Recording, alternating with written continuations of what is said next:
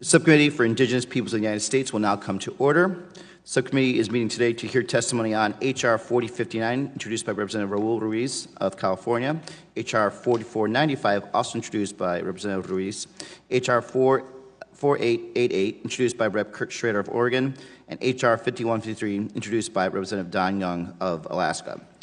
Under Committee Rule 4F, any oral opening statements at hearings are limited to the chair and ranking minority member. This will allow us to hear from our witnesses sooner and help members keep to their schedules. Therefore, I ask unanimous consent that all of our other members' opening statements be made part of the hearing record if they are submitted to the clerk by 5 p.m. today or the close of hearing, whichever comes first. Hearing no objections, so ordered. Good morning, and thank you to our witnesses for traveling here to testify at this hearing. Today, we'll be hearing from witnesses on 4 pieces of legislation that will further our commitment to tribal self-governance and self-determination. Last, but definitely not least, because she would definitely hold it against us, we have H.R. 5153, the Indian Buffalo Management Act, introduced by the Dean of the House, Mr. Young, from Alaska. Over the past few decades, tribal nations have actively worked towards the rehabilitation of the American buffalo population on their own lands by participating in intertribal alliances such as the InterTribal Buffalo Council, which consists of 61 tribal nations located in 19 states.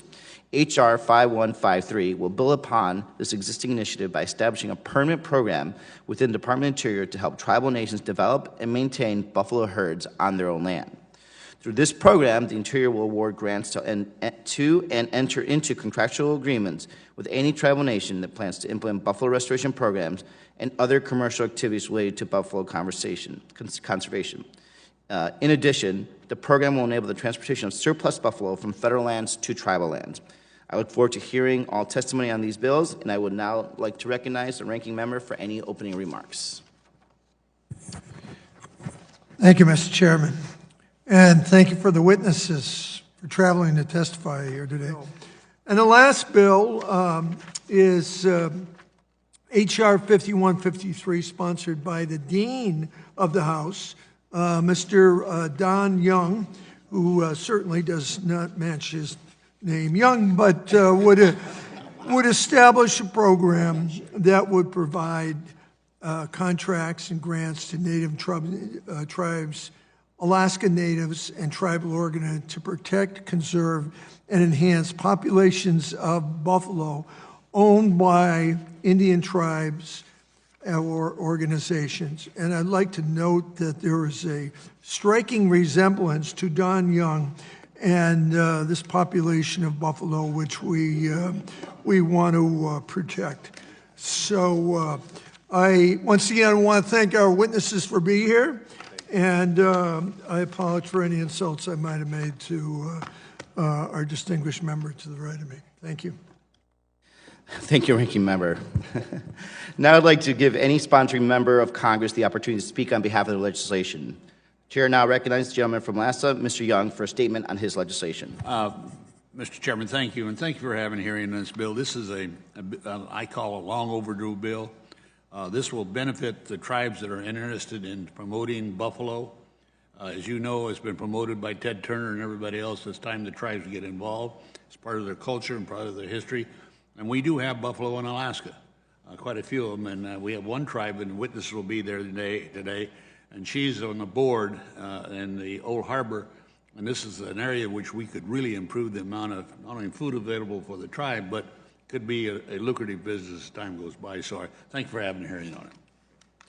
H.R. 5153, the Indian Buffalo Management Act. The buffalo has historical, cultural, and spiritual connection with many tribes and plays a significant role in ensuring traditional tribal subsistence. H.R. 5153, the Indian Buffalo Management Act, would establish a permanent program within the department to develop and promote tribal ownership and management of buffalo and buffalo habitat on Indian lands. Under H.R. 5153, 2 entities are eligible for program participation: Indian tribes and tribal organizations organized under Section 17 of the Indian Reorganization Act. To avoid the exclusion of tribal corporations federally chartered under Section 3 of the Oklahoma Indian Welfare Act, the Department recommends H.R. 5153 use the same definition of tribal organization as the Indian Self-Determination and Education Assistance Act, Public Law 93-638, as amended. While H.R. 5153 The department recognizes our shared interest in modernizing buffalo management in Indian country and appreciates Congress' attention to this effort. We support the bill's goals and welcome the opportunity to work with the subcommittee to provide technical assistance. Mr. Chairman, thank you for the opportunity to testify today. I'm glad to answer any questions the subcommittee may have. Thank you for your testimony. The chair now recognizes the ranking member for 5 minutes. The Buffalo Consul on the, I don't see any opposition on that other than the resemblance to Congressman Young. Am I correct on that? I think everybody, is very please, I'm trying to, sir, any comments on my comments? We're very supportive of it, and I didn't get to read my entire testimony because I saw the clock was ticking, but we're very supportive of the budget proposed as well. Good. Vice Chairman and Congressman Young, thank you. And I won't make any bad comments about Congressman Young other than the tie he's wearing today, which is, well, I did that and you deserved it. Thank you very much. I yield. Gentleman yields back. Now I grant myself 5 minutes. First, I see Mrs. Young in the room, so I feel the need to defend my colleague here, Mr. Young, and to correct the record that he does not look like a buffalo or any other wild creature, and he's a fine member from Alaska. Mr. LeCount, in your testimony, you touched upon the buffalo restoration and management activities funded by the Bureau of Indian Affairs, branch of Fish, Wildlife, and Recreation. Can you elaborate more on this funding stream and how it works? It's not actually a funding stream. It's dollars that we have managed to find to keep this organization afloat as best we can help them. I looked for ways to increase that myself over the last couple of years, but the money that we get for that program, there's pretty tight strings coming from the Hill on what we can and can't do with it. The vast majority are headed towards fisheries. So it's money that we have just carved out of what we can find. Are tribal nations eligible for these funds? Yes. And to the best of your knowledge, is this a popular resource that receives many requests? The funds from that we're referring to? I'm not sure I understand your question, sir.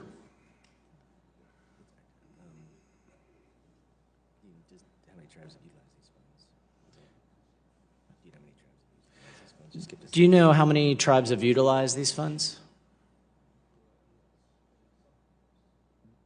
These, are you referring to the 1.3 million?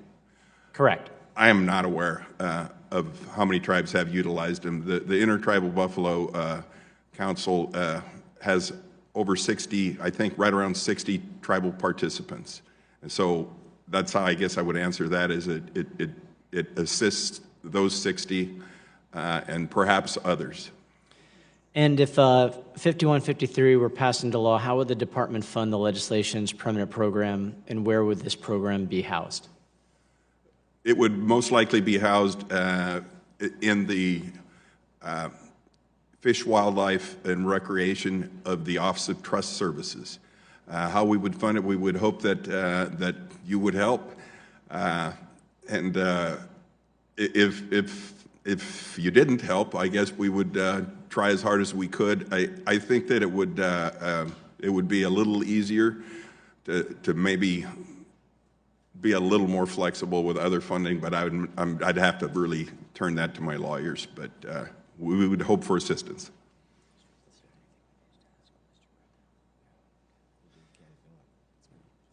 Thanks. Now yield back to the to the gentleman from Alaska. Thank you, Mr. Chairman. Mr. LeCount, thank you for your support for my legislation. I do appreciate the fact that we're having a hard time funding this, and that's our job, guys. And what we have to do is go to Tom Cole and a few other people and say this money would be necessary. It gives a chance for the expansion for the BIA and the tribes to work together to achieve a goal of having not only subsistence, where I have to refer to Ted Turnigan. He's made a fortune off of this. And I'm just saying maybe we ought to get involved in it as tribes. So our job is to not let you have to suffer too much trying to raise money when it's not there, because there is a lot of money that goes to the fishing side of it, but primarily that's in salmon or trout. You know, so we're here to try to, if we get this legislation passed, it's our job to get you the money. As far as the gentleman from California, Mr. Cook, for you may not know it, but he pushed me down the stairs in Paris and broke my kneecap and then stood on my back because he told me not to move. That's not true, I have to say. In reality, I did fall. I did break my kneecap, and he was the first one to say, "Can I help you? Don't move." And then he put his foot on my back so I couldn't move. So that's the story behind it, and that's not a buffalo talk, and that's not BS. Mr. Chair, can I respond to that? Sure. The French gave me a medal for that because you were so orderly at the particular meeting, and that's it was justifiable. I don't have any other questions. I just love Mr. Conley supports this. And I appreciate your conversation of your service during World War I, but we need to move on. Hey, come on. Thank you. I want to now introduce panel 2. Thank you, Jim. Thank these guys, yeah. Oh, and thank you all for your testimony. I greatly appreciate it. Thank you. Thank you. The chair now recognizes the gentleman from Lassa, Mr. Young. I'd like to introduce my witness on the legislation concerning Buffalo, Miss Melissa Berns. She's from Old Harbor. She is one of the board members in the Old Harbor Tribal Organization and is going to tell us how good buffalo hunting is out of Old Harbor, and we hope to make it better. And Mr. Ervin Carlson, the board president of the InterTribal Buffalo Council. Thank you all for being here today. The chair now recognizes Mr. Carlson.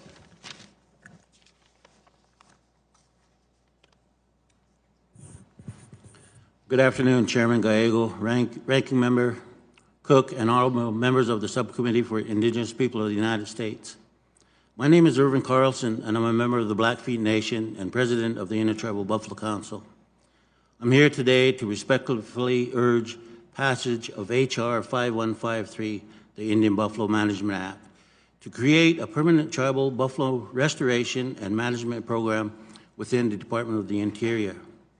Buffalo are sacred to American Indians. Historical records indicate that American Indians relied heavily on buffalo for survival. Buffalo provided us food, shelter, clothing, and essential tools. In the early 1800s, the buffalo population in North America exceeded 30 million, and the American Indian population was near 7 million. The military systematically eliminated buffalo to eliminate Indians. In addition, westward expansion and the greed of non-Indian buffalo hunters reduced the buffalo population to 500 and the Indian population to 250,000 by the turn of the century. With confinement of Indians to reservation lands, Indians had lost their primary food source, lifestyle, and independence. In 1991, a handful of Indian tribes organized the InterTribal Bison Cooperative to begin restoration of buffalo to Indian tribes. In 2009, ITBC petitioned for and was granted a federal charter by the Secretary of the Interior. Today, the ITBC is comprised of 69 tribes across 19 states with 55 buffalo herds, collectively the largest herd in the United States. ITBC has received federal appropriations since 1992 in the form of earmarks, inclusion in the President's budget, or through DOI administrative action. ITBC has entered into a 638 contract for funding for the last 8 years, illustrating that Indian buffalo management is now a recurring program. However, each year funding remains uncertain and at the discretion of DOI and the BIA. The Fort Laramie Treaty of 1868 guaranteed tribes access to buffalo, so long as buffalo may range. Unfortunately, like many other treaty provisions, the federal government has failed to live up to this promise.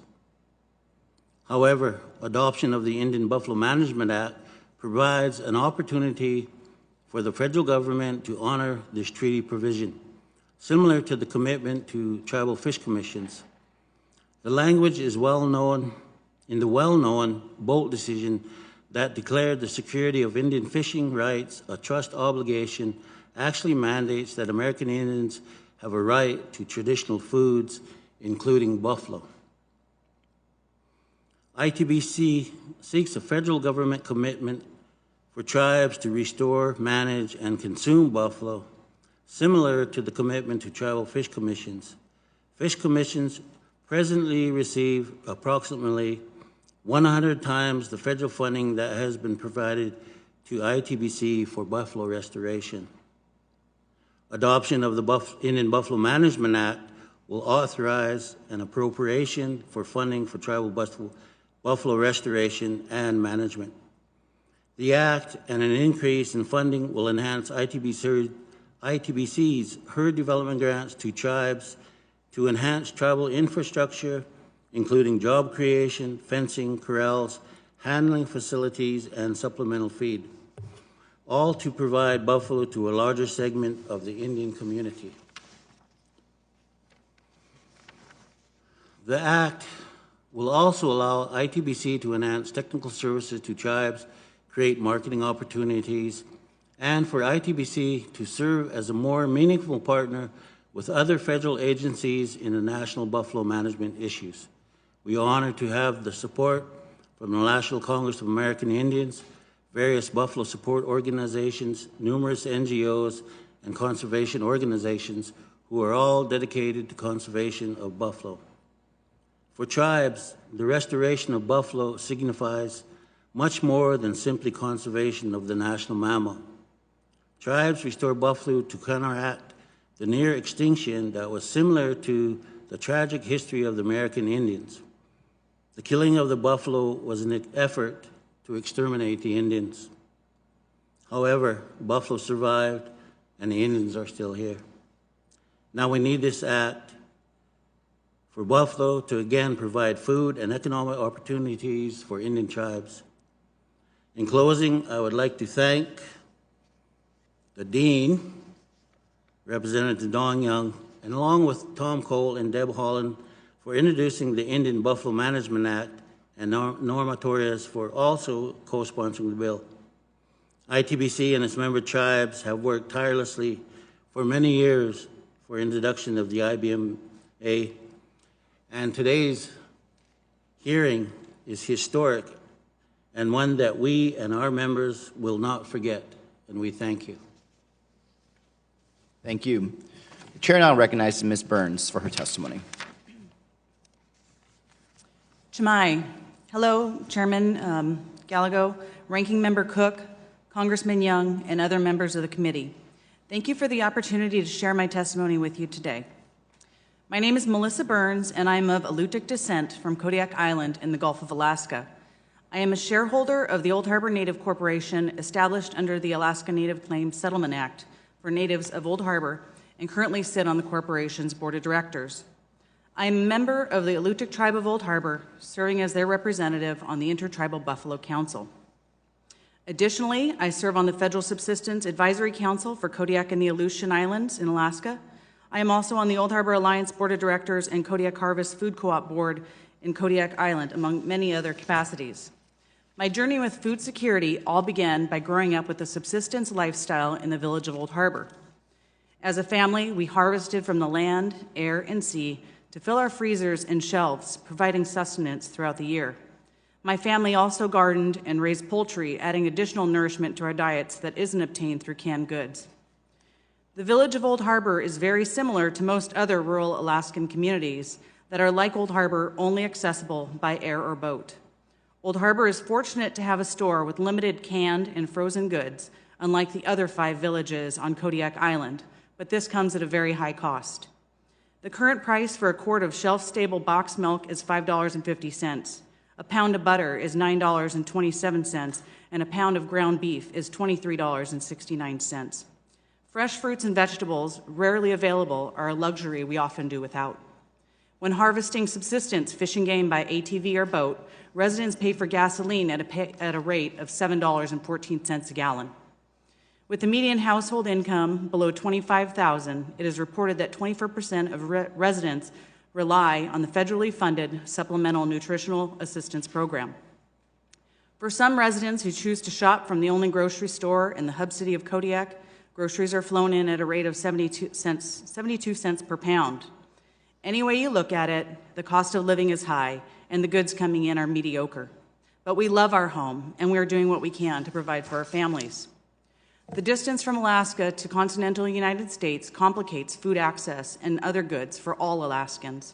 The Alaska Food Policy Council, which spearheads the understanding and analysis of Alaska's food system, estimates 95% of our commercial food within the state of Alaska is imported, while subsistence and personal use harvests, other vital sources of nutrition, are estimated at a worth of $900 million annually.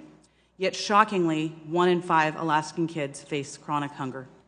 The Council encourages collaboration amongst Alaska farmers, fisheries, state institutes and agencies, tribal entities, and consumers to create a healthier, more secure, and more self-reliant Alaska by improving our food system. The village of Old Harbor has a dynamic and productive working relationship between the Alutiiq tribe of Old Harbor, the city of Old Harbor, and the Old Harbor Native Corporation. These three entities work together for the betterment of our community and our people. In 2015, leadership from these entities created the not-for-profit corporation Old Harbor Alliance. Old Harbor Alliance has representation from all three governing bodies, in addition to elders and youth from the community. Since inception, the Old Harbor Alliance has focused on programs for youth and elders, including culture camps that share traditional harvesting and processing practices, programs that cultivate produce for our elders, and more recently, management of a buffalo herd. Over the past 2 decades, members of our tribe would purchase buffalo hunts and travel 30 miles north to harvest from a private buffalo herd. The meat would be shared amongst family members, and in years of hardship, when the salmon weren't as plentiful or deer populations were low, this food was a vital source of sustenance for our families. In 2015, our vision of having a secure source for our membership by owning a buffalo herd ourselves was achieved when a private herd came up for sale. In 2016, we joined the InterTribal Buffalo Council, through which we were able to obtain technical support and to help us establish a herd. And in 2017, we were successful in rounding up and relocating the herd of 43 head to Old Harbor Native Corporation land. The goal for this herd was to provide a sustainable, healthy, nutritional food source for tribal and community members to support our community in the fight against diabetes and other dietary diseases affecting Native people. Our herd is just one in Alaska owned by a tribe or Alaska Native Corporation. We all share the same goal of providing for our people. The Indian Buffalo Management Act would benefit us as we work to develop and grow herds, providing a healthier food source for our people. H.R. 5357's creation of a Buffalo Resource Management Program at the Department of Interior, along with authorizing grant funding of $14 million per year to be implemented and utilized in consultation with tribes and Native corporations, will have a tremendous positive impact on Native American communities as their undeniable bond to these magnificent animals. We respectfully urge the Congress to move this legislation forward to enact as soon as possible. I thank the committee and the legislation sponsor, Congressman Don Young, for the opportunity to testify today. Thank you for your testimony. We'll now be entering into the question panel portion. Mr. Carlson, in your testimony, you mentioned that ITBC primarily relies on annual Indian self-determination and education assistance contracts and the occasional congressional appropriation in order to stay afloat financially. However, such funding streams remain unreliable means of supporting good, lasting programs. Can you briefly describe how ITBC has been impacted by this financial uncertainty and how H.R. 5153 might improve this situation? We have 69 tribes that are part of the organization, and with 1 million, each year they turn in a one-page concept letter letting us know their needs. And it's well beyond even the 14 million with the 19 tribes, 69 tribes, putting them in. So with the increase here, the money that we do have with the million, just if we have all 69 tribes and that's all divided among them, it comes to a very small amount where they can do very little, year by year with their programs.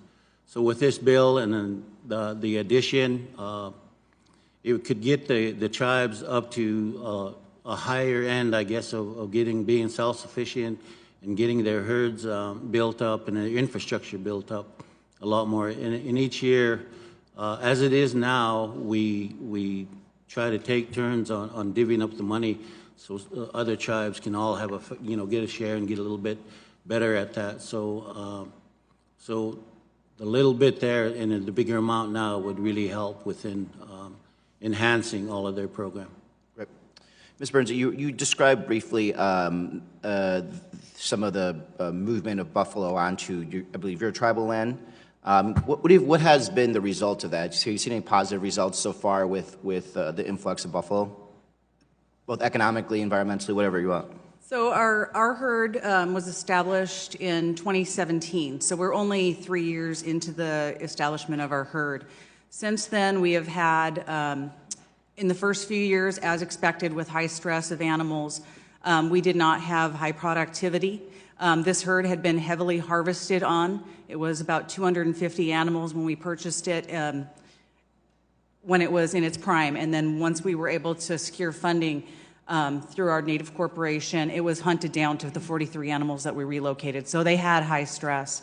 They were able to settle down for 2 years, and this last year we welcomed 18 calves to our herd, which was a lot more than we had expected. So it is expanding at a faster rate than we had expected, and so we will be able to start our cultural hunts this year. In fact, we will be doing a cultural hunt the second week of March, and this meat will be shared amongst our community. It will be put into our cultural program for youth and shared with elders.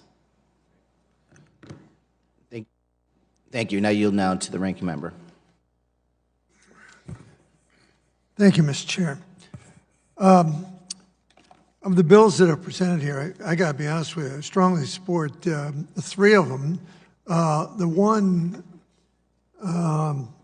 that's very, very complicated because of something that happened in the past, and that disturbs me in terms of the data that was in there. I am certainly want to reopen this where we can kind of figure out what had happened with the survey and everything else so that we can correct something. Mr. Chair, I want to talk to you because obviously I know your tribe. I'm in the same area. I used to represent Riverside County in the State House there. That area there, I know very, very well. I've hiked some of that wilderness area. I now have a bad knee. I'd like to tell some folks that I got run over by a buffalo, but I think it was, I don't know what it was. It was Don Young out riding in his four-wheeler with his wife, and she was driving because she didn't trust him. But strongly supportive of that, and I don't think you're going to have any problem. The buffalo, I am absolutely fascinated. I'm a historian, and just because the chairman's always referring to my old age and this and that, but this is something that's part of our tradition, your tradition, very, very important. You know, I'm from California. I used to be stationed in California, Camp Pendleton. We used to have a huge buffalo herd there. Now, I've been retired from the Marine Corps for a long, long while, and what happened, this herd of buffalo would come from the higher elevations and migrate down south. In fact, they were a traffic hazard on a place called Basilon Road. And I wonder, being a federal reservation, whether you have these large military reservations that have buffalo population, and it certainly didn't come from the Native Americans. I believe it came from a movie that they had there, and they released it. But my feeble brain is saying, you know, with this program here, where we might be able to augment the funding because I'm a big supporter of this. So I would encourage your organization to at least take a look at it. I also think there was some on Catalina Island that number of years ago, and these large federal areas there, a lot of people don't know about. And I'll be honest with you, I represented Hemet for a long while. I didn't even know about this one area there, which I strongly support. And obviously, I'll do everything I can to improve the road because I know firsthand, Jeff, you know firsthand about the weather down there, and something that's so important to an area now that's getting a lot of publicity with opioids and everything else. And boy, if we don't take care of this group, we all ought to be ashamed of themselves. So I yield back, Mr. Chair. Now I'll yield to the good gentleman from Alaska. Thank you, Mr. Chairman. Melissa, where did you get your herd from? We purchased it from a private family. It was a rancher who was in Kodiak. He had a lease with the state of Alaska for grazing. His herd, I believe, you want to know historically where it came from? We did genetic testing. It came out of Wyoming about 30 or 40 years ago. Reason I asked the question, doesn't King Cove have a herd too? Sandpoint has a herd. Sandpoint That's has correct, a herd. Yes. Yeah, because, Mr. Chairman, this is an interesting area. Do you have predators? There's none down in Sandpoint. Do you have predators in your area? Yes. So, we do have the Kodiak brown bear. Okay. It is a natural, would be a natural predator. However, the buffalo have natural instincts to protect one another and protect a herd, themselves as a herd. When this herd was out of the sultry area in Kodiak, as I had spoken before, the numbers got up to about 250 animals. Prior to having this herd, that particular rancher had tried cattle numerous times. However, due to bear predation, was not successful. So the bison are able to survive with our Kodiak bears. Now, again, do you have enough property to increase the herd to what level? We had a ecological site survey done through DNR, and they had stated our Native Corporation land on Cycladic Island can sustain a herd the size of 1,200. However, we only want to have our herd go up to about 400 head because we do value the natural animals that are there, the deer and other things that we subsistence harvest. Good, because you don't want to overgraze it, but again, go back not only for subsistence purpose, an alternative to seafood, there is an economic value. This is some of the finest meat in the world for the buffalo people. I will tell you, if you get a chance in the audience and you go and you order, instead of a ribeye, order a good buffalo steak. It is really fine, and they make the best jerky in the world. I'm a big promoter.